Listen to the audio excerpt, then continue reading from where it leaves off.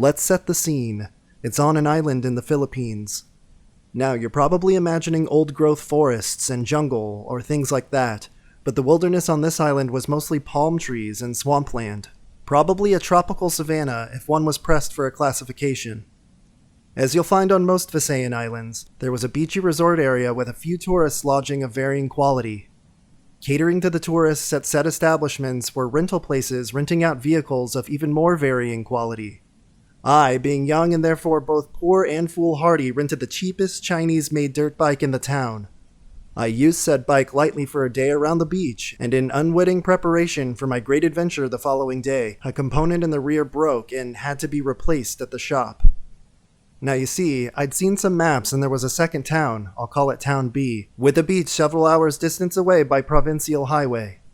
The highway itself took a large detour around an area of forest, skirting the coast and keeping as far away from the area as it is possible without physically propelling yourself into the ocean. However, there was a map sneakily hidden in the darkest corner of the local restaurant that told a different story. The map was faded, as the mining or plantation venture it was produced for had long since folded.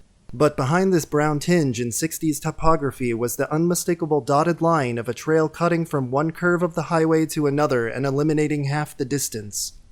So, the next morning I got up bright and early to drive to Town B, packing some beach gear and making emphatically sure not to pack something totally unnecessary, like a torch. I trundle along the highway for a little while, being passed at breakneck speed by trucks and jeeps belching black smoke until I hit my turnoff. The initial part of the secondary road was cement, which was a good sign, and I followed it through some villages. Rice paddies gave way to more and more palm trees, and the road itself became gravel. With every passing mile, the houses became scarcer, the palm trees became denser, and the road became wetter, more rutted, and more orange with clay. Roughly 90 minutes passed between the final house I saw on one side and the first one I saw on the other. The road itself was literally a walking track in width for a good 45 of those minutes.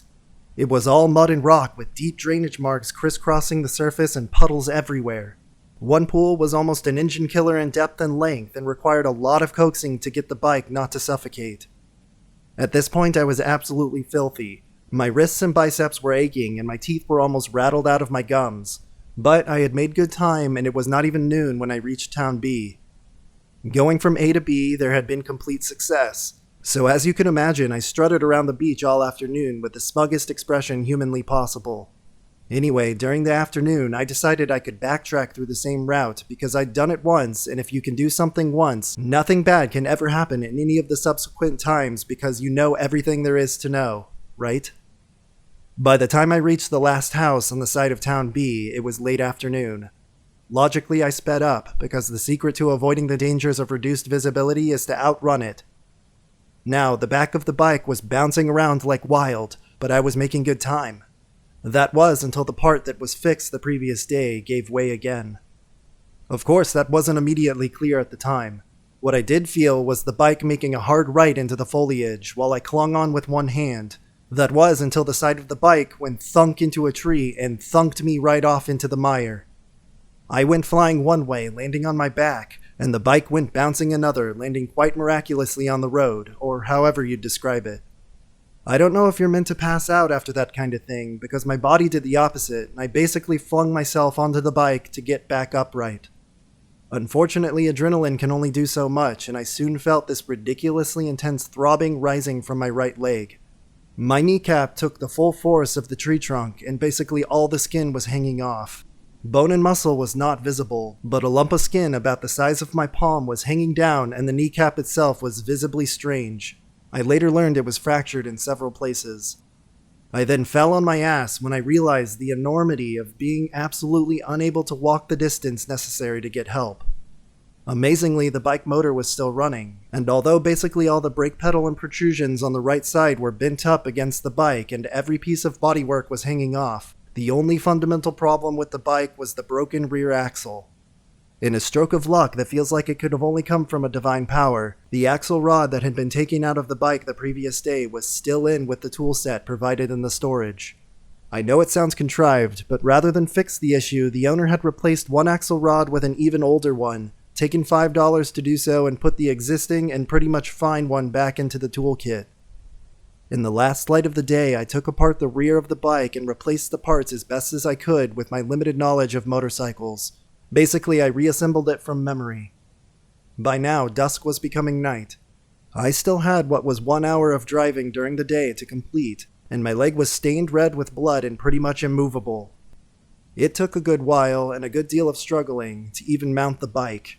However, practically everything else was hand-operated, including the ignition, so it was drivable. Drivable in a sense, because the lights were broken and I was in the pitch-black rainforest covered in puddles and rocks and vines. In hindsight, it may have been smarter to wait the night, but I gunned the throttle and started moving as slow as was possible without stalling. Now, the night happened to be clear and the moon was gibbous, so there was a slight but noticeable amount of light shining on the road. The human eye is amazing when it comes to that, and with every passing minute moving at walking pace, the path became clearer. This means one vaguely lighter shade of gray compared to another, but it was enough to avoid rolling off the beaten track too often or making further thunks against trees. Throttle, idle. Throttle, idle. More throttle to clear a rock, idle. Really ridiculously slow for hours, until I hit the largest puddle that I had met the last time. This one was quite visible with the moon reflecting off of it. I wasn't really in any position to push the bike across, so I crossed my fingers and let the bike roll in and drove as straight as possible. All was fine until the last meters after the puddle where, to my horror, there was a patch of deep mud I'd avoided before. The rear wheel gets stuck deep. My leg is destroyed, so there's no way I can brace myself and manhandle the bike out. Having come so far, I go absolutely animalistic and force all of my weight forward on the handlebars while gunning the throttle as hard as it would go on to the lowest gear. The bike starts to smell like burning, but gradually the rear wheel wrenches itself forward and I slide this motherfucker out of the deep mud with all the fury of an old-time deity they'd sacrifice children to. And then I tipped over face first into some shallow mud. Anyway, it got easier from there, and at about 5 a.m. I dragged my sorry, muddy ass through the gates of a local clinic who patched me up, and then called an ambulance that took me to an even better clinic. The owner settled the damage for literally $50 because his dodgy bike repair was obviously to blame, and he didn't want to be chewed out or extorted by the police, particularly because the provincial government was doing everything short of sexual favors to generate tourism.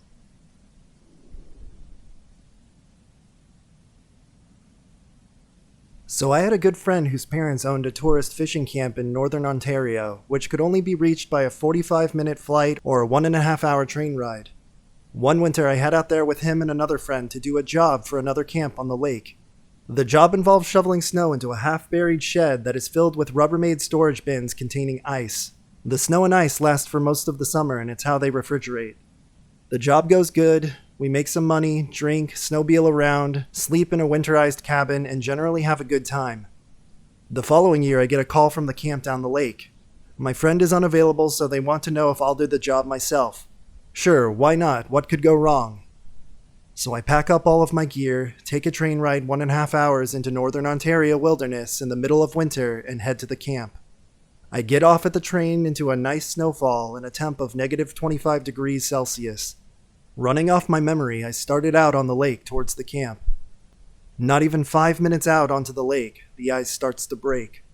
I manage to get a couple of steps once this happens, throw my gear while jumping forward and sprawling out spread eagle, so my body is half in the water, half out. Somehow I manage to wriggle clear of the water and collect my gear. I'm soaked in this negative 25 degrees, and my only option is to get to the cabin and get dry and warm, or I'll die. So I hike about 2 kilometers around a peninsula and expect to see the cabin in the bay, which it wasn't. I had gone the wrong direction, so I now needed to backtrack and head the other way, adding even extra time. I finally reached my destination, half froze and definitely feeling the effects of hypothermia. I had been shaking uncontrollably for the better part of 2 hours. Now there was supposed to be a cabin left unlocked and stocked with wood and a pile out back. However, there was no cabin left unlocked, and definitely no wood inside or otherwise. So I made a fire of the little bit of wood in the wood box and proceeded to burn everything I possibly could. This included chairs, the kitchen table, the wood box itself, amongst a bunch of other stuff. It wasn't much, but it did the trick. I was warm and my clothes were drying, and I even managed to heat up some soup. After warming up enough, I threw my stuff back on and went and broke into the other cabins looking for wood. There wasn't much, but I thought it'd be the last time for the night, so I threw it on the fire and I went to sleep. I'm not sure what time I woke up at. My watch was frozen solid, but I was shivering uncontrollably again and looking in a mirror by candlelight so I could see that my lips were purple and my face was white as a ghost. I knew that I had to get warm, that if I went back to sleep, I wouldn't be waking up in the morning. So I got dressed, I put on my boots, and I was pretty much still in all of my gear, and went out looking to get wood. Luckily it was a full moon and I was able to see fairly well. I started by shoveling up every heap of snow that I could see looking for the alleged wood pile. The only thing I found, however, was a stump. Knowing the stump wouldn't be enough, I grabbed an axe and started to cut down green trees. I managed to get a fair bit, and with the help of a few more broken chairs from other cabins and some kerosene, I got a fire going again. The smoke from the green pine branches filled the cabin, making my eyes water, but I didn't care. I was warm. The following day, the first thing I did was cut down some more trees. I made sure that I had enough to keep the fire going all day and night. Other than that, the rest of the time went by alright. I got the job done, had a good night's sleep, and caught the train the next morning. Needless to say, when they asked again the following year, I declined the job.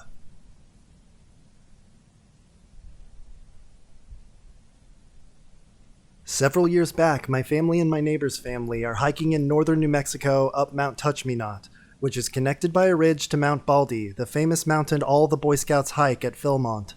On this hike is me, a 15-year-old male, my dad, my brother who's 13, my neighbor who's a 14-year-old male, his parents, and his two sisters, both 12 and 10. My dad and I have hiked this same trail half a dozen times in years past, and seeing as it wasn't too hard, we took everyone up. To get to the start, you drive up 2/3 of the mountain, then hike from there. We reach the peak early in the day, probably around 12 or 1. After a nice picnic and some pictures, we're ready to follow the trail down, and my dad leads. The first part is down a rocky slope, which we all handle just fine. Then the trail leads into the cover of trees. Keep in mind it's less of a trail and more of a connect-the-dots style hike where you follow cairns all the way, which are little piles of rocks that let you know you're going the right way. Anyway, once we hit the trees, I take the lead for a half hour or so with my neighbor. I have to stop and tie my shoes, so my little brother then takes the lead, and my neighbor and I end up at the back of our group, which is fine. After about 30 minutes of hiking, I look around and notice something funny and ask my dad, "Hey, when was the last cairn?" He didn't know. We'd all been talking to each other, content letting my brother lead. We asked him when he saw the last cairn. His response? "What's a cairn?" Fuck. Now in hindsight, hiking back up and finding the trail would have been the smart move. It would have only cost us an hour or so. But my dad was sure that he knew where we were, and that he could get us back by going right, thinking that we had wandered left. I had thought the opposite, as did my neighbor, but our dads were in charge, so right we went. So we were hiking, and hiking, and hiking. No trail. It's now getting late, and after lots of debate, we convince our dads to hang up their egos and call search and rescue, which they do. They end up sending a fleet because we're in the mountains without any gear. They're all out blowing whistles and horns and asking us if we hear anything, but we don't. We weren't totally lost. We could still see the city we came from in the distance, sort of. So we keep moving. Search and rescue never find us, but we make it to the city around 9 p.m. What was supposed to be a 3-hour round trip turned into an 11-hour ordeal. The 10-year-old girl with us was a trooper. The kicker? Before we left, my brother got into an argument with my dad about wearing hiking socks. He didn't want to because he thought they'd look silly, so he wore ankle socks instead. He had blisters covering his entire heel when we got back. I mean like 3 inches or so in diameter.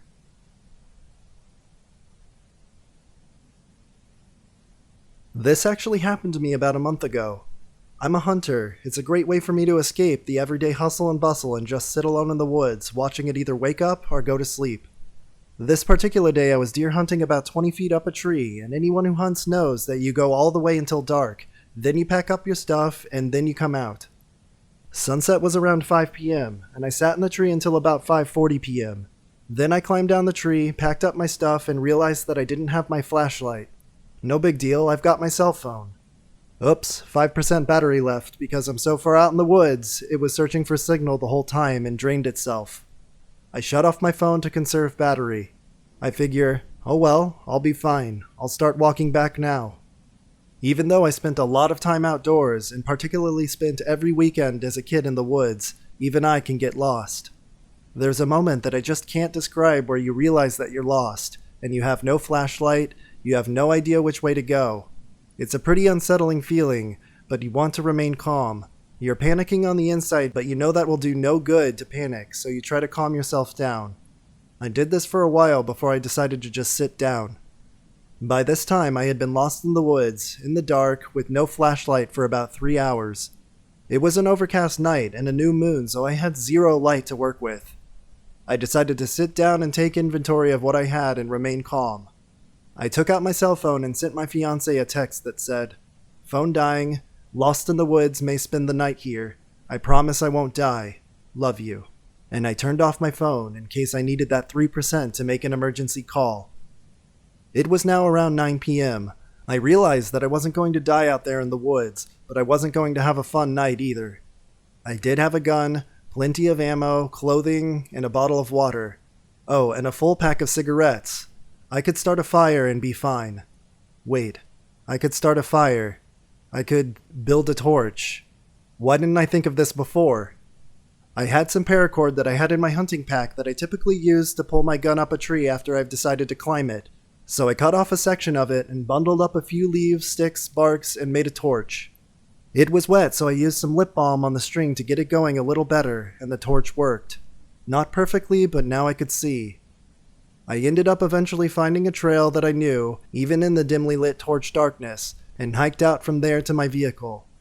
If it wasn't for that cigarette lighter, I'd probably have spent the night right there. I got to my truck, called my fiancée who was now freaking out, and headed home for a beer.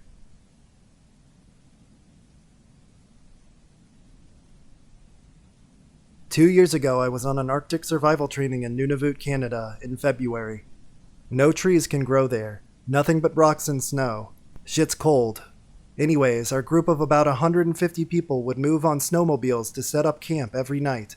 We were guided by a group of Inuit rangers. Real badasses. We moved in convoys, one behind another, always following the same tracks in case we got lost. The rule of thumb was if you couldn't see the guy behind you, you stop until the entire convoy stops and regroups. Well, one day, while on a run back from the new camp to pick up people and supplies, we hit a blizzard. We are on sea ice, and anywhere you look is flat, white, cold nothingness as far as the eye can see, which actually isn't very far with all the wind and snow, maybe about 20 meters. We were trying to get back as fast as possible. Too fast, apparently. I look back and can't see anyone behind me, so I stop and look in front of me to see a blur silhouette and dim tailgate light disappear in this white hell. I look back again. Nothing. I'm alone. Of course I don't panic. The system worked all the time, so I wait. But after a couple of minutes, I get anxious. What if the guy behind me passed in the blizzard and found the convoy? Our faces are completely covered and we were wearing the same gear. There's no way of identifying each other. They wouldn't know I was missing until they reached camp. Or what if the convoy turned back and found them, but not me? Or what if everyone behind me is just waiting on the next one as planned? So I sit on my right and wait, until I think there's no way they haven't caught up yet. Fuck this, I'm going to find the convoy and see what's up. So I start moving and look down at the snow. There's no tracks. Fuck. The wind had swept them away. How? It's been like 10 minutes tops. I'm screwed. I start moving in the direction I think is right, when suddenly I see someone coming. It's a goddamn ranger. A northern badass wearing a fucking hoodie, and his rifle on his back, and a cigarette in his leathery lips, all in a blizzard. He leads me back to the convoy, the entire convoy. It turns out that the group behind me did pass right by me, and we didn't notice. We kept going like nothing had happened. And that was the most terrifying experience of my life.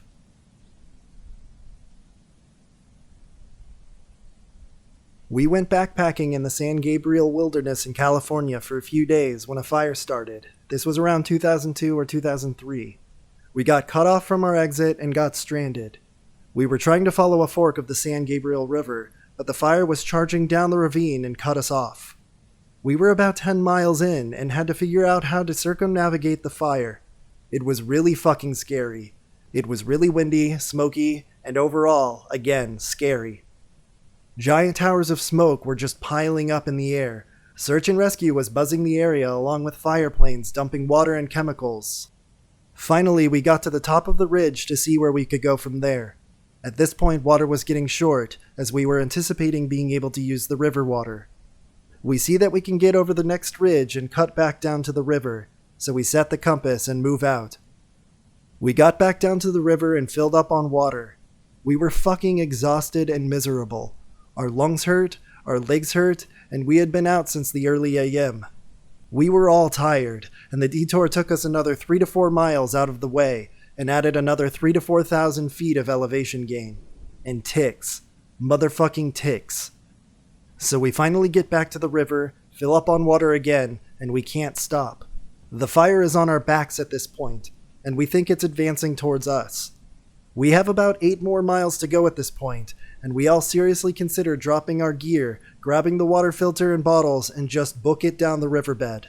We decided not to do that and just tough it out, which I'm so glad we did. After about another hour of making it down the river, we run into the search and rescue squad. We're all just blown away. I couldn't believe that this was even happening. It was just surreal. We weren't lost anymore once we got back down to the river, but now we had help and encouragement. The search and rescue team was also equally surprised, looking at us covered in dirt and ash, wheezing, and just plain beat. They told us that we had to get moving as the fire was running along the ridge parallel to the river and was coming down the ravine.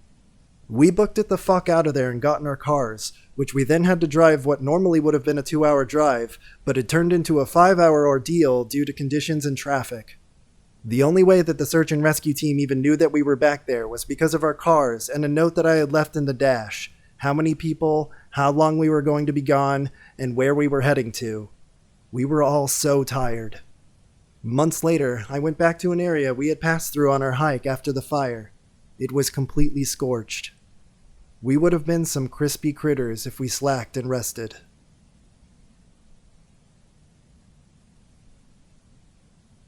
Anaheim Lake, British Columbia, 1967. I had only arrived that day. My friends, Mike and his wife, had gone to town for groceries and left me at a cabin with the dog. I decided to go for a walk. Tybalt, the dog, and I took off across the road and into the woods. After strolling around for a while, I crossed back over the road and continued on. I climbed up some ridges and wandered down into the little hollows, not paying much attention to where I was. I had never been in big woods before, not so far north anyway. I began to tire and think about food, so I decided to head back to the cabin. I then realized in one heart-stopping moment that I had no idea where I was. I could feel the panic building way down inside me, ready to reduce me to a pissing, screaming imbecile. I scrambled up a ridge and then a tree at the top of it to look out. I saw an ocean of jack pines, dark foreboding trees in all directions. Nothing relieved the monotony of those trees. Nothing. No one knew where I was. I remembered a map I had, back in the truck of course, which showed that the cabin was 7 miles from the nearest house to the east, 90 miles to the west, 400 miles to the north, and the same to the south. I was fighting off panic with every breath and on the edge of losing the battle. I was lost, and I knew, in my churning guts, I knew I could die right there. Tybalt seemed unconcerned, though. Stupid dog.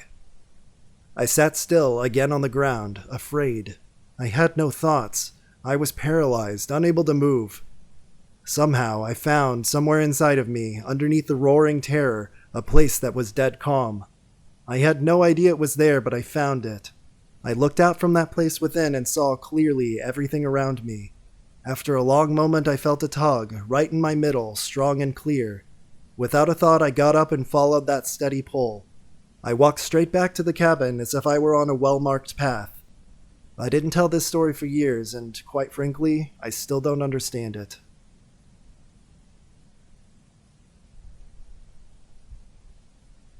About 3 years ago, I struggled severely with depression and thoughts. Those thoughts later manifested into plots. I'd stay up at night thinking about how I want to go out of this world. I thought about pills, slitting my wrists, all the cliché stuff you see in movies. I eventually decided upon a slow bleed method. I constructed a plan to make a 2-hour drive from my house to the Inyo National Forest after work on a Friday and get lost. The plan was simple and stupid. I'd try to survive as long as possible until something killed me, be it dehydration, fatigue, or whatever else nature had to throw in my way. I ordered some survival essentials on Amazon, packed a bag, and left as planned. I don't know what made this slow bleed idea so seductive, but my mind was set on it. I had no idea where I was going, but the drive felt like I was 10 again and on my way to Disneyland with my parents for the first time. I felt so overjoyed and relieved. I got there, parked my car behind some bushes, and started walking. It was about 5 p.m. and the sun was falling quick, bad planning on my part. So I started running, deeper and deeper into the forest. I would run, then tire, so I'd walk a little, then run again, and I repeated this process for about 3 hours. I stopped at a clearing in the trees. It was a round little patch of mostly dead grass and leaves. I pitched my tent, unrolled my sleeping bag, and fell asleep happy as can be. The next morning was far less tranquil, however. I woke up feeling like I had a terrible hangover, and I had no idea where I was or how I'd gotten there for at least 5 minutes. I began breathing rapidly and started jogging in random directions, trying to retrace my steps. I ended up getting even more lost and separating myself from my gear and tent. I tried telling myself that this was what I wanted, but for some reason I knew it wasn't anymore. I remember repeating, "no choice," over and over again. That was a really cold night. I tried doing some push-ups to keep me warm, but that hardly lasted. I tried singing Vienna by Billy Joel, but I was too cold and my teeth kept chattering. Although the cold was nothing compared to the fear, every falling leaf or trickling sound of a stream was a vicious predator in my mind. There was a point where I couldn't tell whether I was shaking from fear, the cold, or a mixture of both. Finally, the morning came and I slept through most of the day on the ground with my back to a fallen tree stump. I woke around 3 p.m. and once again I panicked. I began jogging in seemingly random directions once again until I hit the road I came on. That feeling of relief was something I will never be able to explain. It humbled me, yet filled me up. I walked up the road until a very nice old man in a big black truck pulled over to see if I needed any help. I told him I was hiking and got lost. He drove me up the road to my car and I drove home. That weekend changed everything for me. I never had suicidal thoughts again, and I got the help I needed to deal with my depression. This isn't much of a survival story, but the whole experience changed my point of view on life and self-worth. I'm still working on constructing a suitable life for myself, but whenever I'm discouraged or I want to quit, I think back to that night in the forest, and after a quick shudder I realize just how much my life means to me. It was a stupid plan, but I'm glad it was. I may not have survived a slightly more elaborate one.